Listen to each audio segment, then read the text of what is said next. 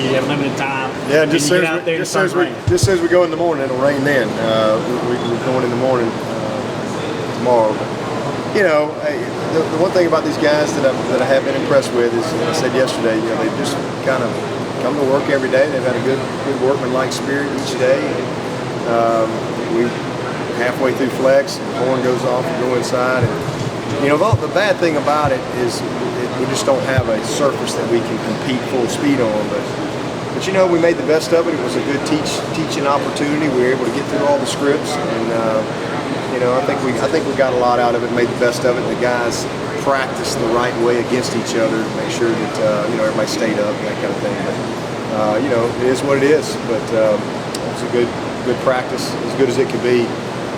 You know, having to go inside. But we'll come back in the morning and have a really good physical day, and tomorrow night we'll get back out in the field again out here. So we'll get our first two-a-day done tomorrow. Talk about the last 4 years working with Terry Phillips, working by his side, and what's your reaction to his announcement today? Well, not just you know, the last 3.5 years as the head coach, but I've you know, I was an assistant for obviously 5.5 before that. He's been here the whole time I've been here. You know, just have a tremendous amount of respect for him. He's, you know, first of all, I'm happy for him. I mean, I'm really happy and excited for he and Trish to have an opportunity to do some things that you know, they probably always want to do and haven't had a chance to do or time to do. And he's, you know, he's healthy, he feels good, and you know, I think he's very much at peace with the timing of this. And you know, we've talked about it 2 or 3 times, and I had a chance to visit with him this morning in my office. And so, you know, I love him. He's a great man. He's a man of class. He's a man of integrity, and he's a man of vision. And you know, he's also a man of guts. You know, he had the guts to hire me, you know, that's one of the most special moments for me that I'll never forget was being able to hand him that ACC championship trophy. That was really special. Something I'll never forget because you know, again, he believed in me and what we're trying to do here. And if you look at what's happened at Clemson since he came here, and he was here before I got here, but it's just incredible from a facility standpoint. And I know it hasn't always been easy, but he's been you know, persistent, and he's persevered, and he has really given us a chance to compete at the highest level again. You know, from a facility standpoint, staff standpoint, you know, contracts and all that kind of stuff. He's changed the playing field here at Clemson, and you know, I just am so appreciative of the opportunities we have. And, you know, we just enjoy. I mean, it just keeps getting better. We just moved into that dining hall last week, and that's been a tremendous addition. You know, we're getting, you know, we won't have issues like this anymore. Hopefully by November, when we move in that indoor facility. And to be honest with you, they ought to name it after him. They ought to name it. I don't know who makes those decisions, but that's what they ought to do. They ought to name it the Terry Phillips Indoor Facility, because he is. That's a great legacy that he's going to leave here. Is getting Clemson, you know, back in business from a facility standpoint, because we were so far behind in every area when he came to Clemson. So again, just happy for him, and you know, sounds like he's going to be around here for a while. I don't think it's anything immediate or anything like that. Doesn't seem like. Sounds like he's going to be here probably through the season. So look forward to having one more run with him this year, and hopefully we can have some more special memories, and find a way to maybe get another trophy or two to take with him. Yeah. It was not the PCL or the ACL. I'm no doctor, but you know, that sounds good to me. But he had a little bit of a meniscus, and so they're going to actually go in the morning and scope it, clean that up, and do something, what they call a lateral release or something on the other side. But, you know, it looks good. I mean, for hurting your knee, it's a good prognosis. And, so, you know, we'll not going to make any predictions or anything right now. I mean, I'm hopeful he'll be back for Auburn, but you know, we'll just have to we'll wait, know a little bit more once he gets this done tomorrow, and we see where he is in 3 or 4 days. But certainly going to be out here for the the near time. One other move, we moved Maybank over to the offensive line. I think that's a good move for him and a good move for us long term.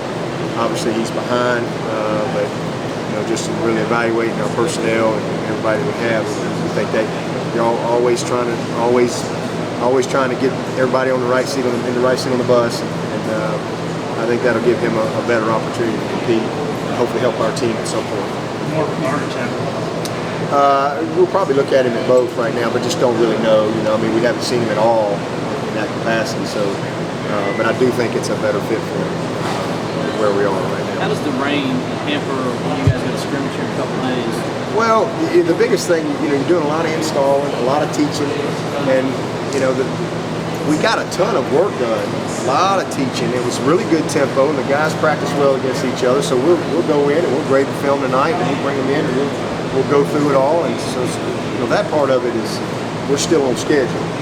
What you lose is that a little bit of intensity, physical smash mouth, live contact, out there on the field. So you give that up, but we were able to stay on course from a teaching standpoint. And so there's nothing that we weren't able to install.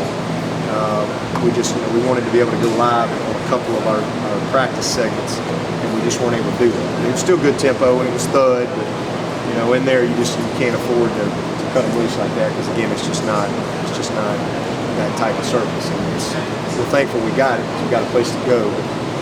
We can't go full speed.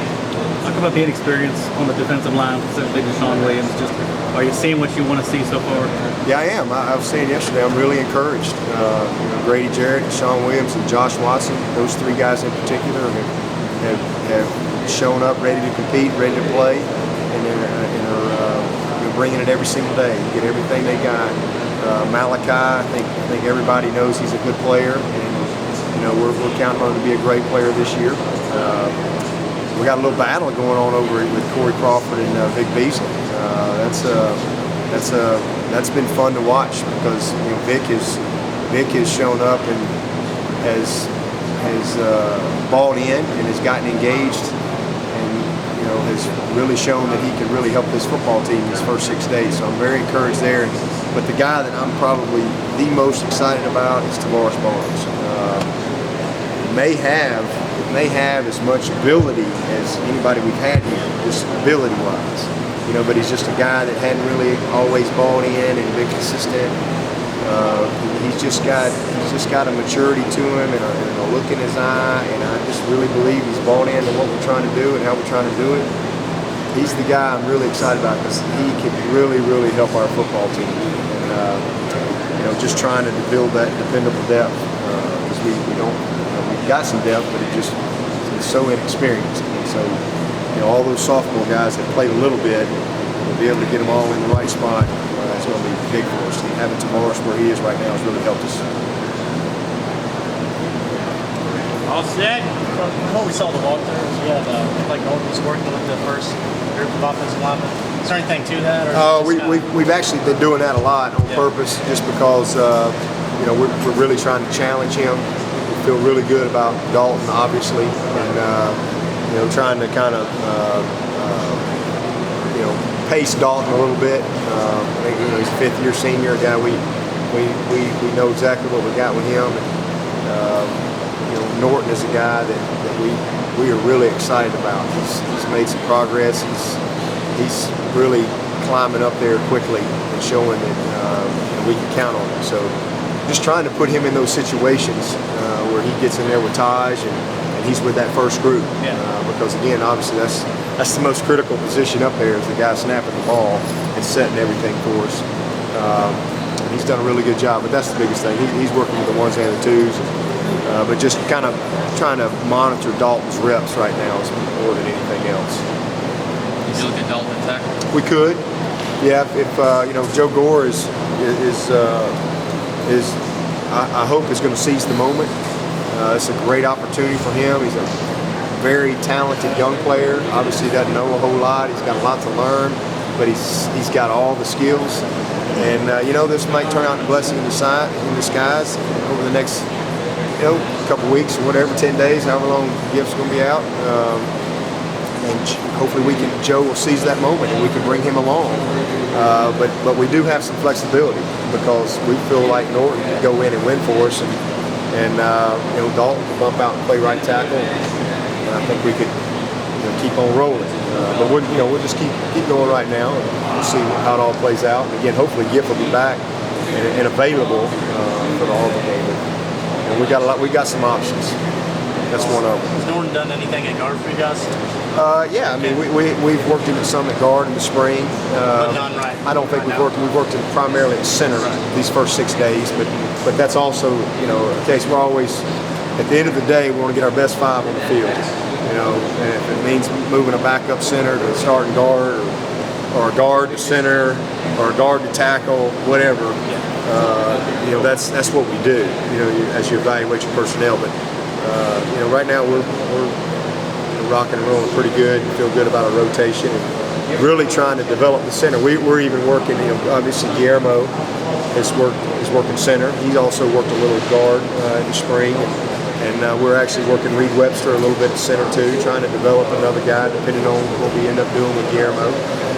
So just such a crucial position, especially with what we do and the timing that's involved.